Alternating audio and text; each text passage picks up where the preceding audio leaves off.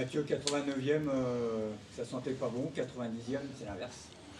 C'est pour une fois que ça nous sourit, j'ai envie de vous dire. Aujourd'hui, on a montré qu'on n'était pas mort.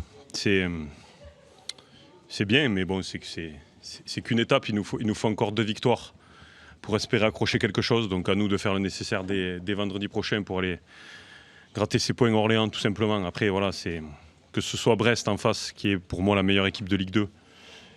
Et notre victoire ne les empêchera pas de monter dès la semaine prochaine, je pense. Donc c'est une grosse bouffée d'oxygène pour nous. On a montré qu'on n'était pas mort, tout simplement.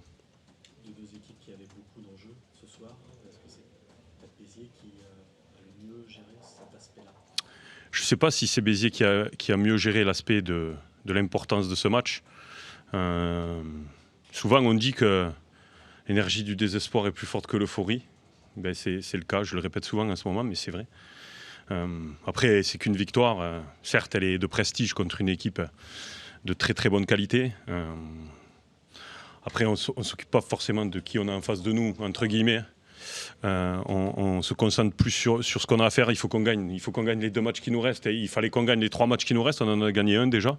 Il nous en reste 2 à gagner. Il ne faut pas calculer plus loin que ça. Il faut qu'on se reconcentre. On n'a même pas crié dans le vestiaire. C'est parce que c'est pas le moment. Mais ça prouve que je pense qu'on mérite sur toute l'année de cette Ligue 2. On n'a jamais été ridicule. On s'est toujours battu avec nos armes. Aujourd'hui, on n'a pas à rougir de notre prestation. Loin de là, puisque je pense que Brest a eu des situations, mais nous, on a des situations franches aussi. Donc, c'est bien, c'est une bonne chose. Et je suis surtout content pour les joueurs parce qu'ils s'accrochent. Et je vous garantis que ces derniers temps, c'est dur. Mais ils sont toujours là, toujours présents. Et on va continuer. Est-ce que tu as eu peur à un moment donné, notamment en deuxième période, quand Brest a appuyé? Est-ce que tu as senti que ton équipe pouvait lâcher? Je vais être très sincère avec vous. Même quand on a marqué, bon, il ne restait pas beaucoup de temps, heureusement. J'ai pas eu de sensation de peur comme on pouvait avoir un petit peu avant. Bien évidemment que Brest pousse, parce que Brest, ça n'a rien à voir avec Béziers. Je pense qu'on a fait une très très grosse première mi-temps. On les a mis en difficulté, même s'ils ont quelques situations. Même s'ils ont le monopole du ballon sur la deuxième mi-temps, ils n'ont pas eu trop d'occasions franches. Ils ont des situations et c'est nous qui avons les 2 plus grosses occasions puisqu'on a 2 face à face. Il ne faut pas l'oublier en seconde période où leur gardien fait l'arrêt qu'il faut. Voilà, c'est bien. Je suis content, mais je reste très très mesuré parce que j'ai tellement l'habitude de faire le yo-yo que là, on est toujours en vie. Voilà, l'objectif, c'est d'être toujours en vie au soir de la 38e journée.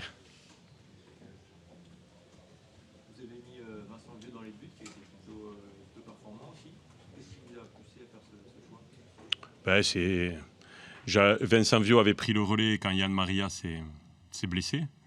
Il avait eu une période où sur 3 matchs, il avait pris 6 ou 7 buts. J'avais remis Magno, parce que c'est Magno Novaes, c'est le capitaine, c'est quelqu'un de très très important pour nous.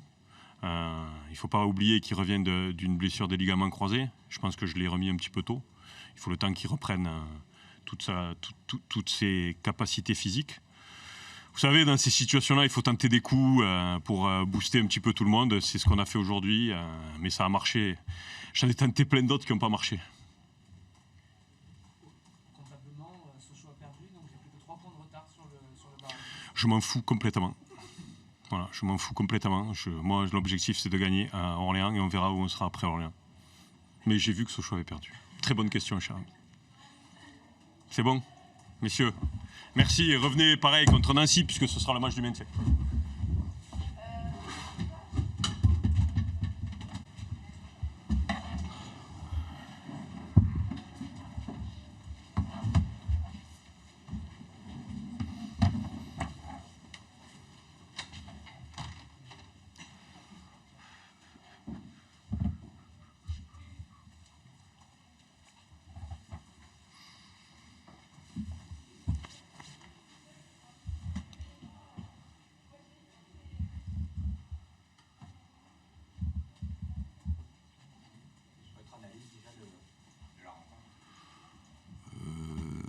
De réussite sur le plan offensif, d'efficacité offensive après avoir une très forte domination dans ce match, particulièrement en deuxième mi-temps.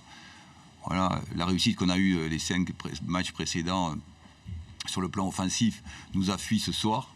malgré l'application et le sérieux des joueurs.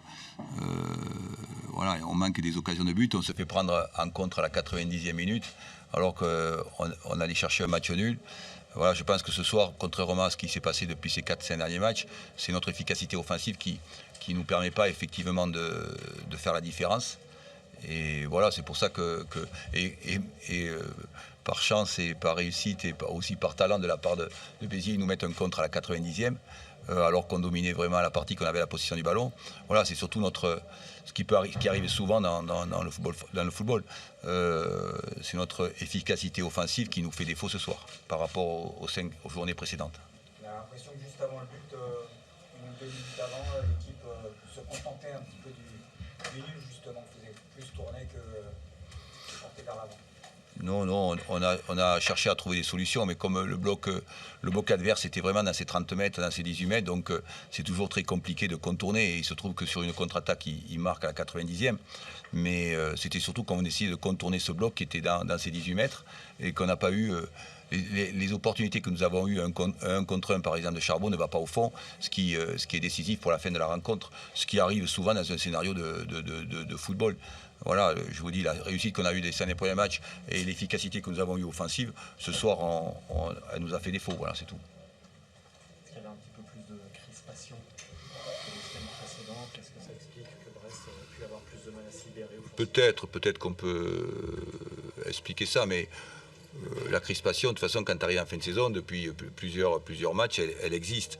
Je pense que les joueurs ont fait le match qu'il fallait, mais il y a aussi un adversaire qui s'est défoncé physiquement pour pas prendre de but et qui a placé des contres, voilà, et qui cherchait à placer des contres. Donc, je ne crois pas que c'est lié, surtout peut-être voilà, une qualité technique, voilà, tout un ensemble de choses qui font qu'on a manqué des occasions. C'est surtout ça, parce que si on concrétise nos occasions, comme on a eu une ou deux en première mi-temps, et celle qu'on a au 0-0 de Charbot en tête-à-tête, ben, le match il est plié. C'est surtout ça ce qui fait dans un scénario de football que tu fais la différence ou pas, quoi. C'est bon. Comment ? De mes joueurs, non. Non. Je ne suis pas déçu. Quand tu es devant et deuxième et que tu as 6 points d'avance depuis le début de la saison, il y a beaucoup d'équipes auxquelles je pense qui aimeraient bien être à notre place. Avec 4 points d'avance à la 37e journée, beaucoup. Je ne vais pas te les citer, mais il y en a beaucoup.